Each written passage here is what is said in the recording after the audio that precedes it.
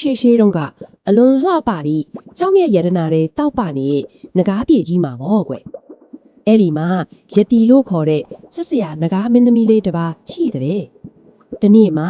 ယတီဟာကြောက်ဆောင်တစ်ခုမှာကပြီးနေတာပေါ့။သူ့ရဲ့အလှကြောင့်တန်မာနဲ့ဘလူးစစ်သူကြီးဒေဝဟာတစ်တခိုးချစ်နေရှာတာပေါ့။မင်းသမီးလေးကိုနေတိုင်းလာပြီးချောင်းကြည့်နေတာပေါ့။ဒီနေ့တော့မနေနိုင်လို့ရှက်နမ်းပဲချီရီဆိုလိုက်တာပေါ့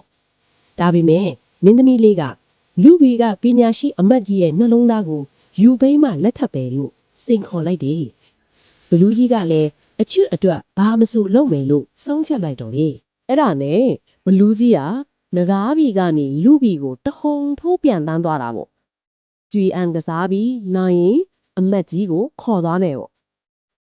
လူပြည်ရောက်တဲ့အခါဘရင်ကြီးထံကိုအခါစဝင်လိုက်တာပေါ့ပြီးတော့လောင်းကြီးထပ်ပြီးကျွေအံကစားခဲ့တယ်။ကန်တရားကမျက်နှာသာပေးတော့ဘလူးကြီးကကစားခွဲမှာနိုင်သွားတာပေါ့။ဂတိအတိုင်းပညာရှိအမတ်ကြီးကိုခေါ်ပြီးသူ့ရဲ့မြင်းကိုလှမ်းခေါ်လိုက်တယ်။ပြီးတာနဲ့မြင်းပြန်ကြီးစီးကကောင်းကင်ရံကိုခရီးနှင်ခဲ့တော့တယ်။သူတို့ဟာမိုးရွာမုန်တိုင်းတွေထန်နေတဲ့ကြားကတောင်ကြီးပေါ်ကိုရောက်လာကြတယ်။ဘလူးကြီးဟာအမတ်ကြီးကိုအမျိုးမျိုးခြောက်လန့်တော့တာပေါ့။ဒါပေမဲ့အန်ဝေါ်စရာကောင်းတာကအမတ်ကြီးဟာနည်းနည်းလေးမှမကြောက်ပဲပြုံးနေခဲ့တယ်။တေမင်းရှိမှတောင်မတုံလုတဲ့အမတ်ကြီးကိုကြည့်ပြီးနောက်ဆုံးတော့ဘလူးကြီးကလက်လျှော့လိုက်ရတာပေါ့။အဲ့ဒီချိန်မှာအမတ်ကြီးကအမောင်ဘလူး